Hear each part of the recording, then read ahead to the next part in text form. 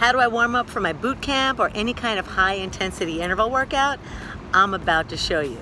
I do a little hip mobility drill that starts off with a plank into the world's greatest stretch, and then a slingshot movement for your hips, and then into an inchworm. So check it out.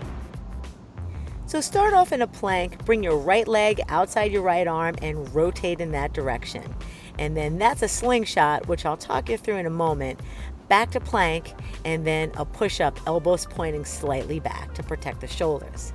Left leg goes out, same thing on this side, rotate the chest in that direction, and the slingshot is bringing the back leg through the foot on the floor and the hand on the floor, and then you come back to plank. So this is all about opening up the hips right there and rotating the torso. And then the push-up is for plank, core, and arm power, and there's the rotation to the left. I'm going back into plank for that push-up, and then back to the right leg. Really try to rotate the right ribs down and the left ribs up, or whichever way you're facing. So if you're facing the right, the left ribs go down and the right ribs go up. If you're facing the left, the right ribs go down and the left ribs go up. So you really want to try to go into that rotation. And then put that solid push-up in between. Now that slingshot and that first stretch where the foot comes out next to the hand right there, this is all about hip mobility, and you can't get a really good boot camp style workout in without your hips being mobile, because that's going to affect your butt and that's going to affect your back. So I know this is a hard routine to learn in the beginning, but trust me, it is worth it. Now I add the inchworm to the whole kit and caboodle. So starting in a hamstring stretch, I inchworm out and do the same progression.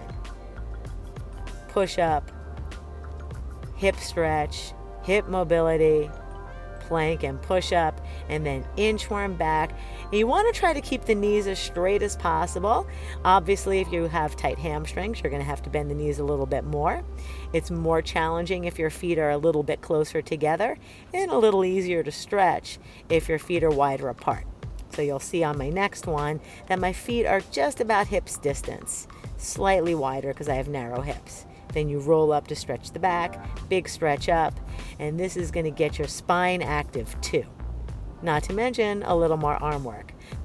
So there you have it. This is the warm-up I do before all my high-intensity interval workouts, circuit workouts, or any kind of boot camp. Give it a try and let me know what you think.